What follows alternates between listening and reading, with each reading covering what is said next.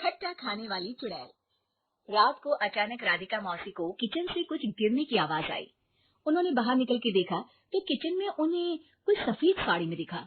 वो चीख पड़ी, भगवान, आलतू जलाल तू आई भला को टाल तू, आलतू जलाल तू आई भला को टाल तू।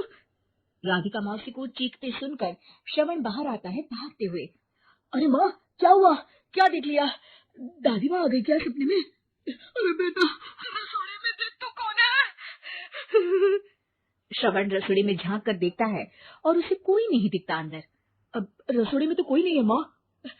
कोई सफेद साड़ी में नहीं है क्या? नहीं माँ, कोई भी नहीं है।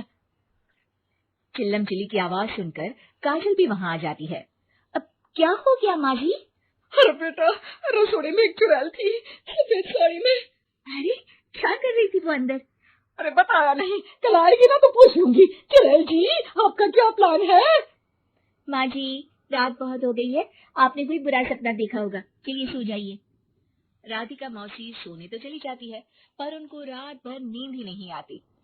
वो कुछ भी उलझुल बातें सोचने लगती है। कहीं चुड़ैल की वजह से तो घर में टेंशन नहीं हो रहा, कहीं उसी की वजह से तो वो दादी नहीं बन पा रही। सुबह जब राधिका मौसी रसोड़े में छानबीन करती है तो पाती है कि नींबू का अचार गायब है। चुड़ैल नींबू का अचार ले गई, मुझे तो ठीक नहीं लग रहा कुछ। चुड़ैल को भी पता है कि जिंदगी का असली मजा तो खट्टे में ही है। राधिका मौसी झट से श्रवण को फोन कर देती है। बेटा, मुझे समस्या समझ में आ गई है, हमें एक तांत्रिक की जरूरत है। अरे क्या बोल रही हो माँ, तांत्रिक की क्या जरूरत है? आप पूजा पाठ तो कर ही रही हो ना। आलतू जलालतू मंत्र सारे फालतू जैसे कुछ मंत्र पढ़ो, चली जाएगी अपने आप चुड़ैल। अरे नहीं बेटा, कभी चुड़ैल को कम नहीं समझते। अरे तुझे पता भी नहीं चलेगा कि कभी वो छल करके काजल की जगह घर की बहू खुद बन जाएगी। क्या माँ, कुछ भी बोल रही हो, कहाँ काजल और कहाँ चुड़ैल। वैसे एक बात बताओ, काजल को अगर गाने के लिए बोल देना तो चुड़ैल काजल की आवाज सुनकर घर तो क्या, घर भी लोग छोड़कर चली जाएगी। तुम ना पढ़े लिखे बच्चे हर चीज को मजाक समझते हो। तुम रहने दो, मैं खुद ही तांत्रिक को बुला लेती हूँ। अच्छा सुन, शाम को इमली लेके आना। क्या है कि चटनी खाए बहुत दिन हो गए है ना। नहीं माँ, इमली तांत्रिक से ही मंगवा लो ना, आटा वगैरह भी उसी से पिसवा लेना। देखो मुझे काम करना है।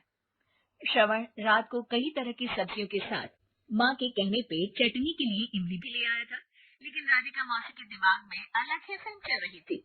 उन्हें अब सिर्फ शक ही नहीं यकीन होने लगा था कि शायद चुड़ैल ने श्रवण पर अपना जाल बिछा दिया था, जिस वजह से श्रवण उनकी बात ही नहीं मान रहा था। पर कोई नहीं, आने वाली रात में राधिका मौसी खुद तैयार हो गई चुड़ैल को पकड़ने के लिए। रुद्राक्ष की माला, तुलसी का पत्ता, हनुमान चालीसा सब हाथ के पास ही था, बस चुड़ैल का इंतजार था। और जैसा राधिका मौसी ने सोचा था वैसा ही हुआ। वो चुड़ैल उस रात भी आई, पर वो राधिका मौसी से तेज निकली और राधिका मौसी के उससे पकड़ने के पहले ही वो भाग खड़ी हुई। जरूर बहू पे असर आया है उस चुड़ैल का, तभी तो श्रवण के कमरे में गई है। और अगली सुबह राधिका मौसी पिछली रात हुए हमले में किन चीजों का नुकसान हुआ उसका हिसाब लगा रही थी। उनके खेमे से एक आम के अचार की शीशी भी गायब हो चुकी थी और वो इमली भी जो कल श्रवण लेकर आया था। राधिका मौसी इस बारे में सोच ही रही थी कि श्रवण जल्दी से रसोड़े में आकर दवाइयों की पोटली ढूंढने लगता है। अरे बेटा, क्या हो गया? अब माँ, वो काजल की तबीयत खराब है, बहुत घबराहट हो रही है उसे। हे भगवान, मैंने पहले ही कहा था कि तांत्रिक को बुला लेते हैं, पर नहीं। अब देखो, उस चुड़ैल ने काजल को अपने वश में करना शुरू भी कर दिया है। हालांकि श्रवण भूतों में विश्वास नहीं करता था, पर अब वो भी डर जाता है और राजी हो जाता है एक तांत्रिक को बुलाने के लिए। कुछ ही घंटों में तांत्रिक आ जाते हैं और राधिका मौसी तांत्रिक जी को सब बता देती है। घोर संकट, घनघोर संकट, चुड़ैल को मारू जोर छाकट, ओम भट स्वाहा खटखा के आहा। अरे ये क्या मंत्र है? मेरे खुद के ओरिजिनल मंत्र है, कल रात को ही लिखे हैं। अच्छे लगे तो दाद चाहूंगा। एक और मंत्र सुनो। अर्ज किया है आब्राकडाब्रा, दिल्ली बम्बई आगरा, चंदा मामा सोरले सिरन मामू जारा। ये मंत्र है? अरे कोई चालीसा वालीसा पढ़ो ना। वक्त कम है, चालीसा नहीं पढ़ेंगे, बीसा पचीसा में काम चलाना पड़ेगा। अलग निरंजन जाके लंदन, मुफ्त का मंजान घिस मेरे नंदन। अरे जल्दी करो तांत्रिक जी, जल्दी करो। तांत्रिक अपने उल झलूल मंत्र पढ़ने लगता है।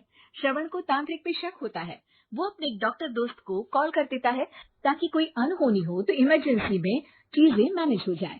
तांत्रिक धुनी रमाता है जिसकी वजह से कमरे में काफी धुआं हो जाता है और जिसकी वजह से बहू की घबराहट बढ़ जाती है।